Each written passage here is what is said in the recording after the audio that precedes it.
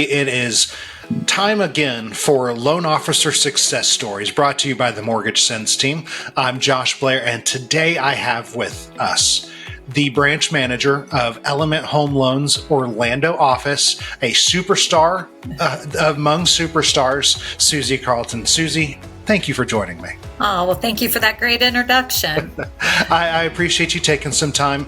As I was saying before we got started here, really want to just learn from your success and figure out how we, me, as well as those people that might come across this video, how can we learn from you and kind of model your success, and what can we take from that? So let's start with the easiest question of all. How did you get in the mortgage business?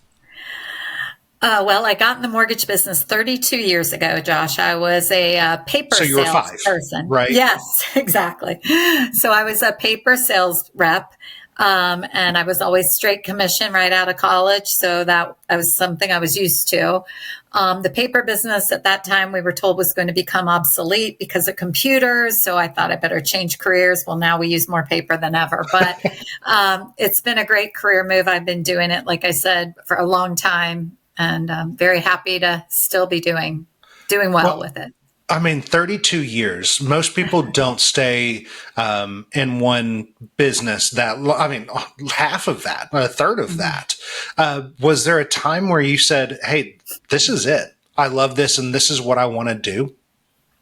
Absolutely. I mean, it's a struggle in the beginning when you're new, trying to get the relationships, get the referrals, and learn all the business. I mean, there's a lot to learn. It's ever changing with products.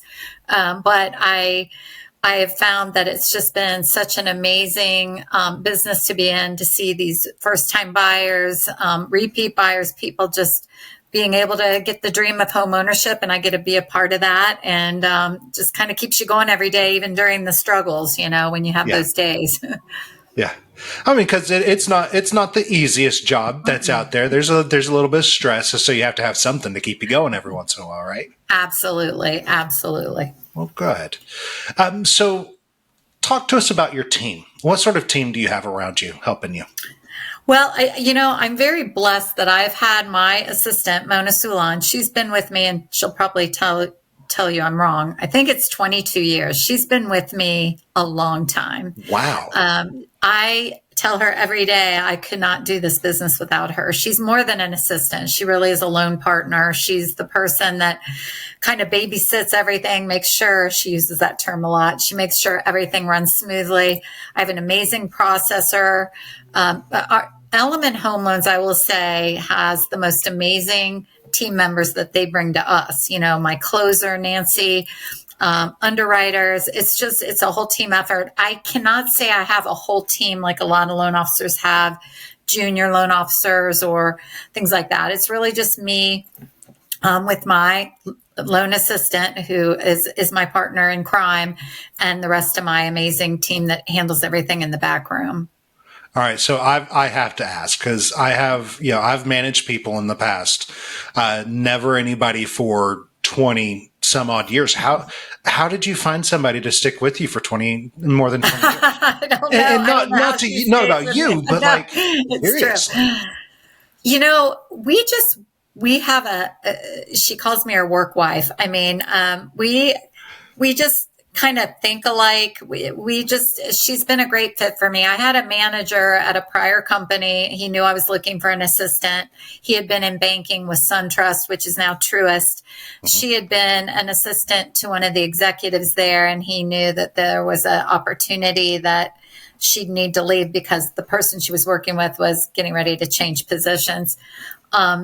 He brought her into our office, and for a while she assisted both myself and a male loan officer. And she always jokes that she works better with women, but she's just amazing. I think we're like family, and she's just stuck with me this whole time. She told me she'll be with me till the end. So when I retire, she's retiring, whenever that happens. That's awesome. That is awesome.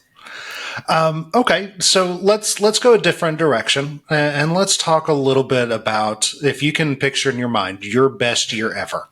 And you don't have to go into specifics, but what I would like to hear from you is what made it your best year, And how did you go about driving that success there? Best year ever out of 32. That's a lot of years. I had some really good years early in my career. I wouldn't say super early, but probably about 6, 7 years into my career, I was with a company called Home Bank. It was before the crash in 2008. I was doing, a lot of business back then. A lot of the executives with our company came from that company, so they were very. It was a very similar feel as far as it being they were very employee oriented, treated us great. A lot of great resources were provided. We had our trips, like we have Elite Circle trips and a lot of wonderful things. I'd say those were some of my best years earlier. I would say in the most recent years, probably, as a lot of loan officers would say, the pandemic ended up being a blessing for us. I thought my business was going to die, and our business, when the rates dropped so low, I think all did very well. But I will say I didn't feel like I had a lot of life balance during that time. So when I say greatest year ever, maybe in my business, but from a personal standpoint, and obviously dealing with COVID and everything going on, and just working all the time, it wasn't a real balanced feeling. So I would say maybe those earlier years before. But so also, have you made any changes to keep the balance now, or I think so. I think that I've always been a be in the office kind of work person. I always was dressed like a professional woman going into the office every day. I kind of came home kicking and screaming during COVID that I didn't want to work from home. I've actually gotten to where I enjoy it. My husband's an appraiser, so he works here, but we're in different parts of the house. A lot of the community that I work with, the real estate agents and market that I work with, are nearer to my home than where my office was. So if I wanted to go out and make sales calls when I was at the office, I was driving back to where I live, where now I can kind of, get out a lot easier. So I feel like I have more balance because I feel like I'm at home more. Even though I'm working, I'm very focused during those hours of work. Yeah. Awesome. Well, cool. If you could give advice to someone just starting out in the mortgage business, and you say, here's the one thing that you need to make sure that you do, what would you tell them? I think you've got to really have your day. You've got to be focused. I've found that I have to time block times. I've got to really be diligent. And I think I learned this a lot from someone you work with, calling. You've got to pick up the phone. You got to be calling.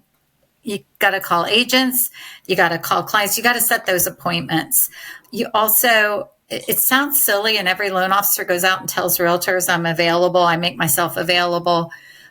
You really have to. And especially in those early years when you're getting going. And even now I find myself, talking to people at night on the weekends when I have to. I mean, you've got to understand that realtors work odd hours and show their clients homes after hours, and you've got to be available. And if you tell agents you're going to be available and you don't call them back for 2 and 3 hours, it's not always, I just find you have to be accessible. Yeah. And you have to be out there. You have to put your face out there. You've got to, I told my regional manager recently, with the market being more down this year than what we were used to a couple of years ago, I feel like I'm spending more money sometimes than I'm earning, but I'm continuing to run the ads. I'm continuing to buy into the mortgage coaches and the things that are going to help our business be better, even though, so you just have to really spend money even on the times when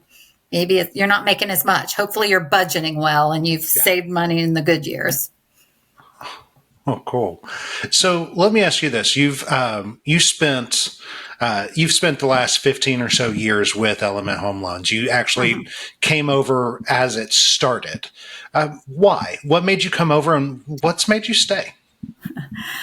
Well, as I alluded to earlier, I worked for a prior company for many years. I thought that was going to be the company I was going to retire with. And they did not make it through the market crash. And the executive leaders at Element, that formed Element, came from that company. So I had a good relationship with them. They had the same mindset